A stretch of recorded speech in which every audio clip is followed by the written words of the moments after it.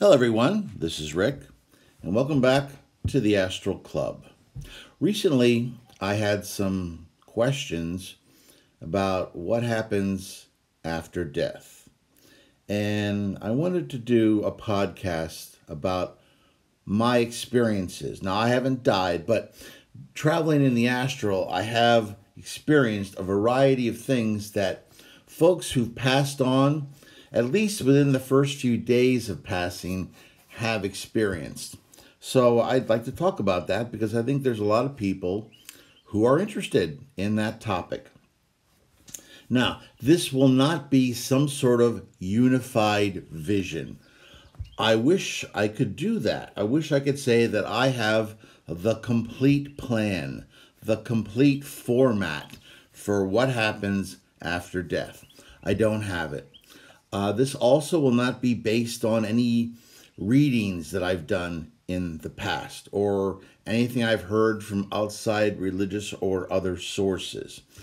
I read the Tibetan Book of the Dead when I was in college, and that blew my mind. But I'll let you read those books if you're interested. I'm only going to talk about, and that's what I do on this particular channel, is talk about what I have experienced. And so that's what I'm going to offer you here. So you're going to see snippets of what happens after death. And I do not claim that this happens to everyone. Perhaps I fall into a certain category, either for good or bad, and I see what I see. However, I think you might benefit from it. Now, before I get started, and I just promised you I wouldn't talk about books, but I'm going to talk about books for a second here because it's pretty important. Yesterday, I saw an article, and it was about a young man who is completely disabled. And he's interesting because his name is Alex Malarkey, and he was the subject of a book back in 2010, which was called The Boy Who Came Back from Heaven. This book was a bestseller, was on the bestseller list on the New York Times, and heck, I read it. And it purported to be about his experience when he went to heaven. See, back in 2004, in November, he and his father, whose name was Kevin Malarkey, his name is Alex Malarkey, interesting last name. He was 6 years old at the time, and his father, Kevin, was talking on the phone, and they got in a big accident. Now, everybody was fine, but Alex was not. He actually had something called internal decapitation. In other words, his skull was separated from his spinal column internally. So it was touch and go for him for a while, but he ended up surviving, even though, as I said earlier, he is then and is now completely disabled or differently abled, or whatever, the proper term is. At any rate, he just came out, and it was published yesterday, that he disavowed this book. He said that he had no grand heavenly vision. He didn't die, as far as he recalls. He didn't have this big vision. His father made up this experience out of whole cloth for the money. He wanted to quit his job, and he thought this was a good way to do so. And I recall when I read this book, and to say that I was skeptical is probably one of the understatements of all time. At any rate, I recall that the book talked about that heaven had lakes and rivers and grass. The devil had 3 heads with red eyes, moldy teeth, because I guess he couldn't be bothered to brush them with crest, and hair of fire. I never like to dismiss anyone's beliefs or their experiences on the astral or anywhere else, because I believe everyone needs to be respected and they need to be given their time to talk about what they've experienced. Now, that doesn't mean I need to believe them, because I still have my abilities of thought and my own experiences, and I decide what I'm going to believe and what I'm not. And this particular book spawned lots of other imitators afterwards. And what I consider even worse than that is the experiences of, I went to hell and came back, and boy, oh boy, you better believe in Jesus or else you're going to be here sweating it out in the hot place. And while the heating bill is easy to pay, the air conditioning bill is a real bitch. So I wanted to talk about that real briefly. He says it's fake. It didn't actually happen. So all those Christian fundamentalists out there who I recall crowed talking about, see, we told you so. Any of you atheists, Muslims, Jews, anybody else out there who doesn't believe in Jesus is going to be in for a bad, bad surprise. So it was nice, in a weird way, to read about that and to see that it was nothing but essentially a creation of fiction. Now, what I'm going to talk about today is what I've experienced, what I've seen for souls who have passed over within the last few days. One of the words that I'm going to use that is an English word, but we probably don't use it very often, so let me define it. Conventionalization. Now, if you look up conventionalization in the dictionary, it says the process of making conventional, which is one of those very useful dictionary definitions. However, let me explain what I'm actually talking about with that word. Imagine you have experiences your whole life. Let's say you're an average American without a lot of specific spiritual beliefs, or maybe you even have some. At any rate, you pass over. Now, imagine what would happen if you were confronted with a situation immediately upon passing, which, let's face it, is a rather stressful condition to begin with. Or it could even happen very suddenly, and you find yourself in an alien environment. Now, how freaked out would you be? Probably pretty freaked out. So imagine if it was possible that an environment could be created where that soul was put in a familiar place, a place perhaps with other souls who had passed on, where they could gradually be told what had happened to them and what was going to happen without that huge shock of where am I, what's going on. I have seen in some of my astral experiences, when I asked to see what happens to folks after they pass, I've seen astral airports.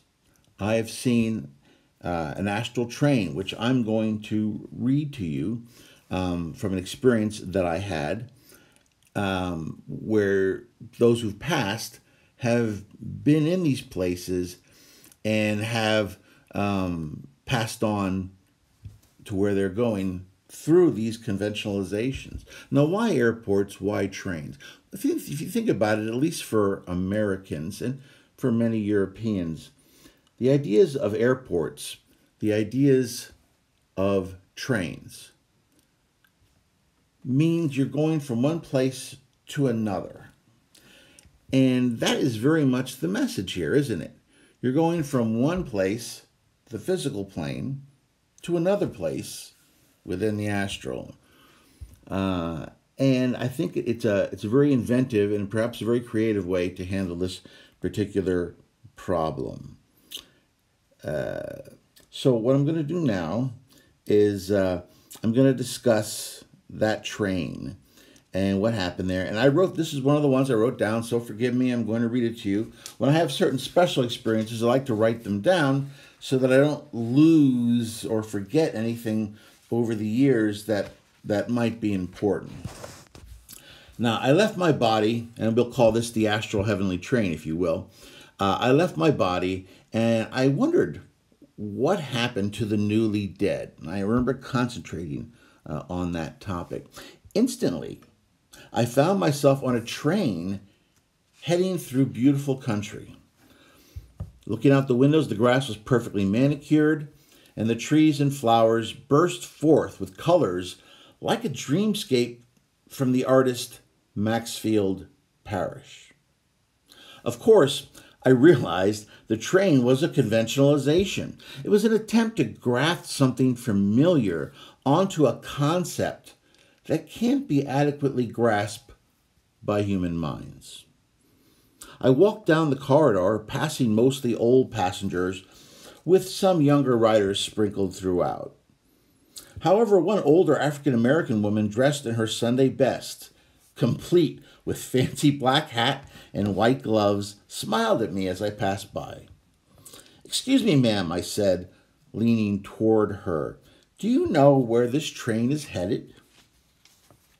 She wrinkled her brow, struggling to answer my question. "I can't seem to remember, young man. Isn't that odd?" With that strange reply, she sank into herself, lost in thought. "I remember being at the hospital because my diabetes was acting up, and all my family was around me, was around my bed. Then I was here." As the elderly woman trailed off, I noticed the conductor standing at the back of the train. He was a very ancient, short man in a blue uniform with gold-polished buttons and a walrus-style mustache. He appeared to be intently staring at a clipboard.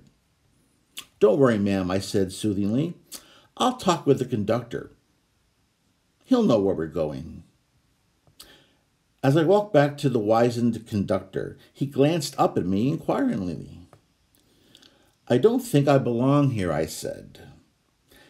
He gave me a mild, patronizing smile at first, but then saw my silver astral cord behind me still intact, indicating someone still very much alive. His expression changed instantly to one of concern. "What's your name and date of birth, son?" he asked. I told him. "Born in Allentown, in the Keystone State of Pennsylvania, in these United States of America?" he asked in a weirdly old-fashioned manner. That's me," I replied. "Well, you're not due here until—" "Don't tell me," I cried, alarmed. He smiled at me more broadly this time. "You got it, son. Mum's the word. Don't want to spoil any surprises. You're lucky you spoke up when you did. The last stop back to the land of the living is coming up quick. Off you go." With that, he gave me a sharp push, propelling me backwards from the phantom locomotive. I expected to feel a sharp pain upon impacting the train platform, but instead I found myself careening down a white slide at a fearful speed.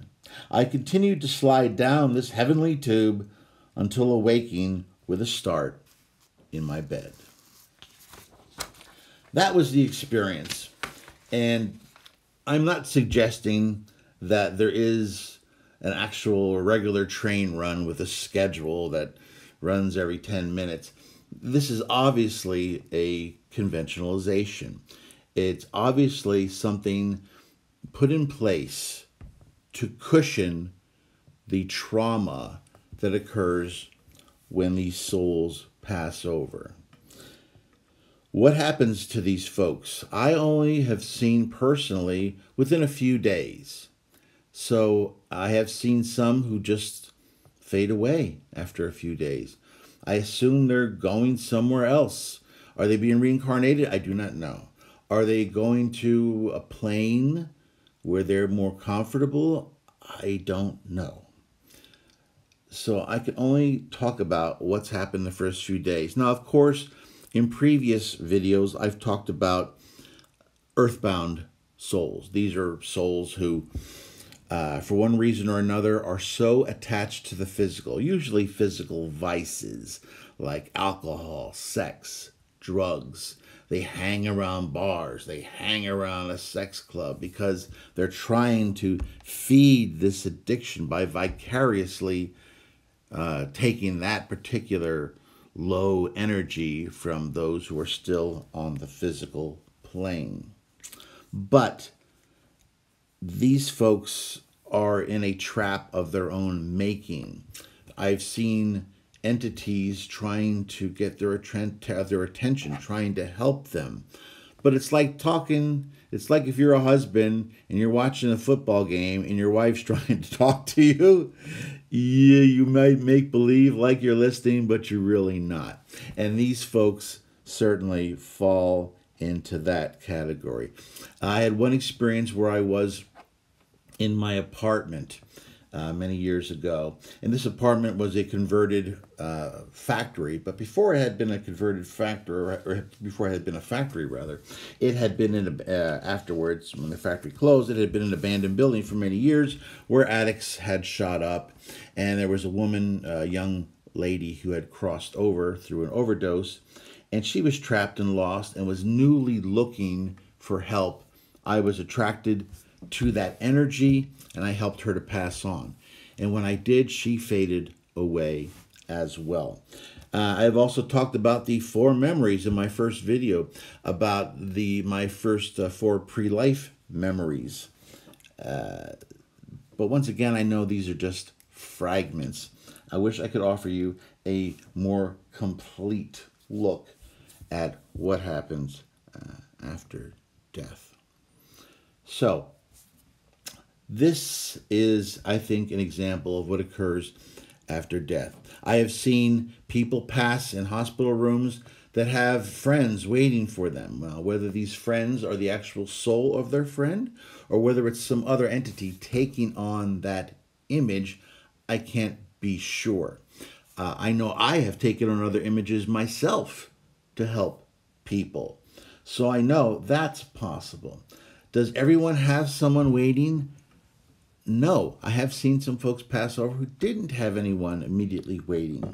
So I don't know what the rule is here.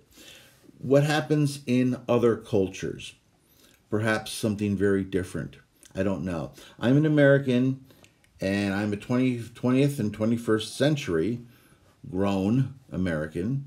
So I can only speak from my own experience and my own set of beliefs and ideas. So this is the best that I can offer you right now, based on what I have seen, what I have experienced in the first few days after souls pass over. Should one be worried? No. I have seen the vast majority of people who pass over to come to a calming visage fairly quickly, especially given the trauma they may have just gone through. I would expect that you will have some help waiting there for you. If you do not have that help, ask for it. Calm your mind and ask for help. I have seen it work, as I just talked about this poor young lady who was a heroin addict who passed over, and she asked for help, and I was there. So I imagine there must be much more important folks who would be equally available. Will you see a heaven with St. Peter and the angels and Jesus and the pearly gates, like this book had claimed? I don't know. I have my doubts about that particular situation. Will you be confronted with the eternal flames and fires of hell while the demons and the devil torture your soul throughout all of eternity? I would doubt that as well. I certainly have seen nothing like that, and despite the alarmist videos that you will find online about that subject, I have my doubts about that as well. That's all I have for you today. If you liked this podcast, I'd like you to hit the like button. If you haven't subscribed yet, please hit the subscribe button. And why don't you knock that bell button as well, because that way you'll be informed every time I post a new podcast. Okay, everyone, I will see you on the astral plane.